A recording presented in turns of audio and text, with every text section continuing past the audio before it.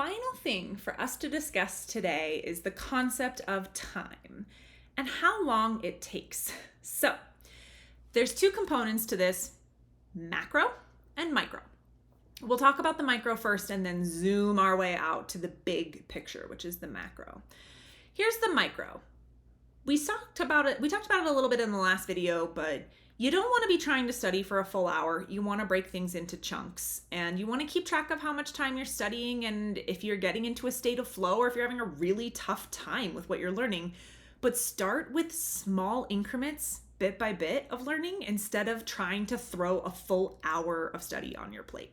My recommendation is about 15 minutes. If you are fully focused and you start the timer or the stopwatch or whatever right when you've got your book open or you hit play on the podcast or the online course or the show, that means you get 15 good minutes of study in where maybe you're warming up for the first 3 or 4, you're a little kind of, easing your way in. You have 10 really good minutes and then sort of a wrap up where you just maybe sit for a moment after you're done and say, okay, what did I learn? How did this go? And then you transition back into whatever you were doing. So short increments of study often are the best thing that you can do for yourself. Even the, 5 minutes of Duolingo a day does have some benefit to it because you never get out of the game or really rusty. The other thing with time is, trying to put a lot of study into a week that you're on vacation or something like that is just setting yourself up for some difficulty. So remember back to our mindset conversation a long time ago that you're not going to get the study time back if you missed a session, if you missed a week or a month because you were sick. So try to keep your goals really realistic and don't ratchet up the number of hours of study just randomly. Wait until the end of a month. And if you really succeeded at knocking your goal out of the park, if you feel that that's something you can do again, set the next goal a little bit more difficult, right? To say, okay, my goal was 2 hours a week, but I ended up studying 15 total hours in the last month, which was awesome. And it's kind of going to be like that for the rest of the summer. So I think I'm going to set my goal a little bit higher now, maybe to like 12, and that will be an incremental step up. My temptation, because I'm competitive and all this stuff, would be, if I was able to do 15, I'm going to set the goal for next month to 20. Let it jump up a little bit to where if you hit 15 again, you're still over your goal, but just, creating those huge distances between study targets is just going to make it feel a lot more head crushing, and you're going to have to carve out a lot more time for study, which is great that you're already able to do as you're this far along, but carving more and more time out, sometimes there's what we call diminishing returns in economics, which is the extra hours that you're adding are not infinitely more, useful to you. Sometimes you go, studying 5 hours a week is not great because I'm so tired, but 3 hours is the sweet spot. So think about that on the micro level of how much time am I studying, how often, and am I raising the bar? And if so, am I making it reasonable so that I'm not throwing myself into the deep end because of one success?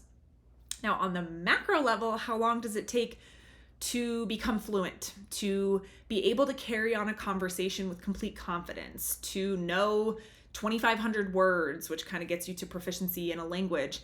There's no answer to that. I have been asked it a lot in consultations with new students, and it's a totally fair question. You want to know, when am I going to get there? But it's sort of like asking your personal trainer, when am I going to lose 20 pounds or have super cut arm muscles? They go, well, that kind of depends.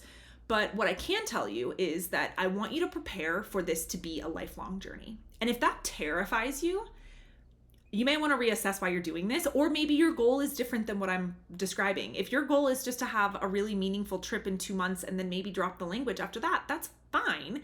But if you really are looking for those loftier goals of, I want to be able to carry myself in a conversation at that next party with my family. I want to order food only in this language when I go on this next trip. I want to read my first chapter book in this language. If you have goals like that, that is a long game. And if you consider it a lifelong journey, then you don't feel too depressed when maybe it's been 3 months and you're like, I can't tell a difference yet. Well, that's okay. You might not see a huge difference. Other people might notice it, but you might not see a huge difference right away. And that's not a failure on you. It's that life is long, and getting to fluency in your native language this will seem silly, but most people start speaking around one or two and aren't carrying on decent conversations until they're maybe school age, 5. So even that's a couple of years, and that's when their brains are sponges and all they want to do is communicate. So think about the difference for you when you're only putting a couple hours in realistically each week.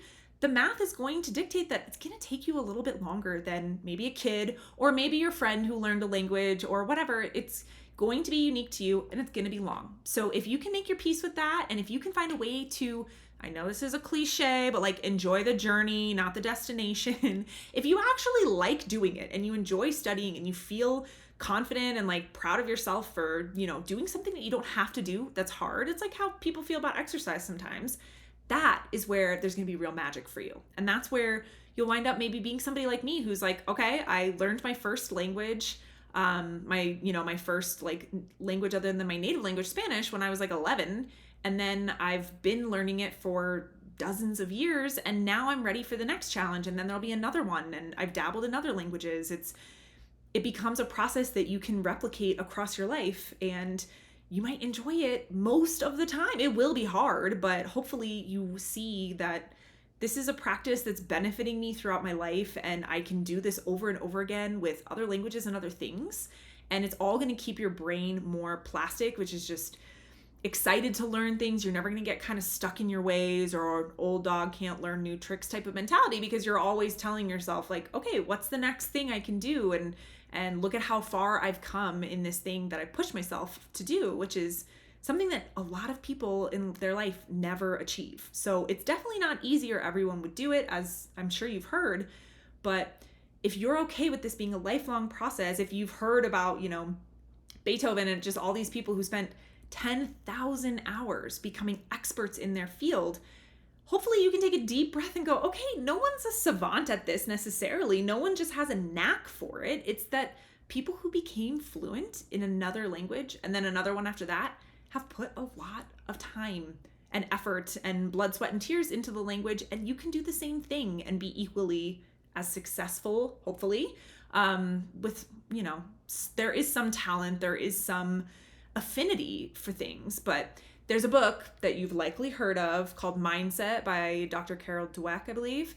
And she talks about how if you just approach things like, yeah, if I spend enough time and put the effort in, I can learn this, you'll go so much further in life than someone that says, I'm not smart, I'm not able to do this, I'm not capable. Well, that's not true. You haven't tried it yet. And for the people that you see who are incredible at what they do, find out their process and find out how many hours they've spent on it. And if you've put that exact number of hours in and you are not as expert as them, you're right. Life is not fair. But if you haven't put the time in and you're not willing to play this long game, you're going to get frustrated with your language. And it's not your language's fault.